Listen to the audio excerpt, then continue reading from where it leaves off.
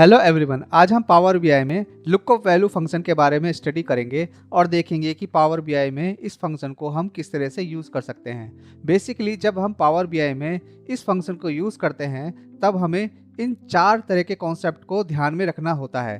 पहला कॉन्सेप्ट यह है कि लुकअप वैल्यू फंक्शन कॉलम को रिटर्न करके देता है। हम इस फंक्शन को मेजर में यूज़ नहीं कर सकते। सेकेंड कॉन्सेप्ट यह है कि इस फंक्शन को यूज करने के लिए हमें वन टू मैनी रिलेशनशिप की रिक्वायरमेंट नहीं होती। थर्ड कॉन्सेप्ट यह है कि हम एक टेबल के मल्टीपल कॉलम को दूसरे टेबल के मल्टीपल कॉलम से कंपेयर करवा के एक स्पेसिफिक कॉलम के डेटा को एक्सट्रैक्ट कर सकते हैं। फोर्थ कॉन्सेप्ट यह है कि दो टेबल में से केवल एक टेबल में जो भी डेटा है वो यूनिक होना मैंडेटरी है। एग्जाम्पल के लिए हमारे पास दो टेबल है। पहला टेबल है सेल्स टेबल और दूसरा टेबल है प्रोडक्ट टेबल। सेल्स टेबल में जो प्रोडक्ट आईडी है वो यूनिक है, बट जो प्रोडक्ट टेबल है उसका जो प्रोडक्ट आईडी है वो डुप्लीकेट है। हम यहाँ पर लुकअप वैल्यू सेल्स टेबल में ना लगा के प्रोडक्ट टेबल में इम्प्लीमेंट कर सकते हैं। अगर हम सेल्स टेबल में लुकअप वैल्यू इम्प्लीमेंट करेंगे तो वो एरर जनरेट करके देगा और इसी के बेस पे हम सेल्स टेबल में जितने भी कॉलम का डेटा है वो प्रोडक्ट टेबल में एक्सट्रैक्ट कर सकते हैं with the help of lookup value function. चलिए चलते प्रैक्टिकल की ओर और देखते हैं कि VLOOKUP फंक्शन में जितने भी आर्गुमेंट है यानी कि रिजल्ट कॉलम, सर्च कॉलम और सर्च वैल्यू और अल्टरनेट रिजल्ट हम किस तरह से यूज कर सकते हैं पावर बीआई के प्लेटफॉर्म में। यहाँ पर हमारे पास दो टेबल है। सबसे पहला है प्रोडक्ट टेबल और दूसरा है सेल्स टेबल। प्रोडक्ट टेबल में हमारे पास invoice ID, product ID, quantity और स्टेट है। सेल्स टेबल में हमारे पास प्रोडक्ट आईडी के बेस पे प्रोडक्ट नेम, यूनिट प्राइस और स्टेट है।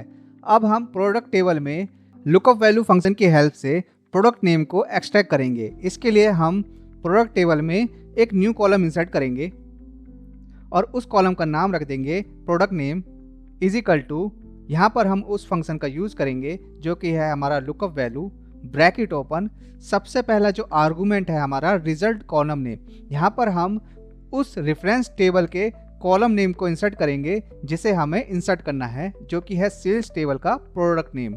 यहाँ पर मैं उसको इंसर्ट कर दूंगा, कोमा सर्चिंग कॉलम नेम। हमें उस रेफरेंस टेबल के सर्चिंग कॉलम नेम को इंसर्ट करना है जो कि हमारा मेन टेबल से मैच करता हो, यानी कि उसका रिलेशन उसके साथ मैच करता हो, जो कि है हमारा प्रोडक्ट आईडी। देन कोमा, यहाँ पे थर्ड आर्गुमेंट है हमारा सर्च वैल्यू। यहाँ पे हम प्रेजेंट टेबल से जो कॉलम नेम मैच करता है उस कॉलम नेम को एंटर करेंगे जो कि है हमारा प्रोडक्ट आईडी। देन इस ब्रैकेट को क्लोज करेंगे और एंटर प्रेस करेंगे। आप देखेंगे कि प्रोडक्ट आईडी के बेस पे हमारा प्रोडक्ट नेम एक्सट्रैक्ट हो चुका है। इसे चेक करने के लिए अगर मैं प्रोडक्ट आईडी को फिल्टर करूंगा, यहाँ पर 010 को फिल्टर करूंगा, तो आप देखेंगे कि प्रोडक्ट आईडी में जो हमारा प्रोडक्ट नेम है वो है पेन ड्राइव। अब हम सेल्स टेबल में जाएंगे, देखेंगे कि PR010 प्रोडक्ट आईडी में जो हमारा प्रोडक्ट नेम है वो है पेन ड्राइव। सो हम कह सकते हैं कि हमारा जो डेटा है वो करेक्टली एक्सट्रैक्ट हो चुका है। सेकंड क्राइटेरिया में हम लुकअप वैल्यू फंक्शन की हेल्प से मल्टीपल कॉलम के डेटा को मैच करा के स्पेसिफिक कॉलम के डेटा को एक्सट्रैक्ट करेंगे। यहाँ पर हमारे पास प्रोडक्ट टेबल और सेल्स टेबल में दो कॉलम कॉमन है, यानी कि प्रोडक्ट आईडी और स्टेट दोनों ही टेबल में एग्जिस्ट करता है। सो हम यहाँ पर लुकअप वैल्यू फंक्शन की हेल्प से अगेन प्रोडक्ट नेम को एक्सट्रैक्ट करेंगे। यहाँ पर मैं अगेन एक न्यू कॉलम और ऐड करता हूँ और उस कॉलम का नाम रख देता हूँ प्रोडक्ट नेम ब्रैकेट में multiple column is equal to, यहाँ पे मैं लुकअप फंक्शन यूज करूँगा। रिजल्ट कॉलम नेम में मैं यहाँ पे सेल्स टेबल के प्रोडक्ट नेम को एंटर करूँगा बिकॉज मुझे प्रोडक्ट नेम एक्सट्रैक्ट करना है। Then comma search column name 1, यहाँ पे मैं प्रोडक्ट आईडी डालता हूँ, कोमा सर्च वैल्यू 1, यहाँ पे मैं उस एग्जिस्ट टेबल के कॉलम नेम को डालूंगा जो कि है product ID. Then again comma, यहाँ पे सर्च कॉलम नेम 2 है, यहाँ पे मैं अगेन उस रेफरेंस टेबल में से कॉलम को ऐड करूंगा जो कि है स्टेट, कॉमा यहाँ पे सर्च वैल्यू टू, यहाँ पे मैं एग्जिस्ट टेबल के कॉलम नेम को एंटर करूंगा जो कि है हमारा स्टेट।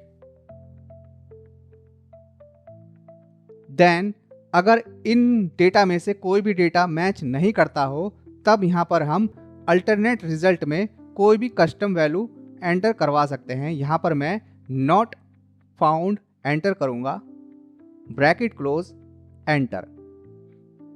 आप देखेंगे कि प्रोडक्ट आईडी और स्टेट के बेस पे जो भी प्रोडक्ट नेम मैच करता है वो एक्सट्रैक्ट हो चुका है। अगर state name product ID sales table के स्टेट नेम और प्रोडक्ट आईडी से मैच नहीं करता तब वो हमें अल्टरनेट रिजल्ट में as a not found return करके दे रहा है।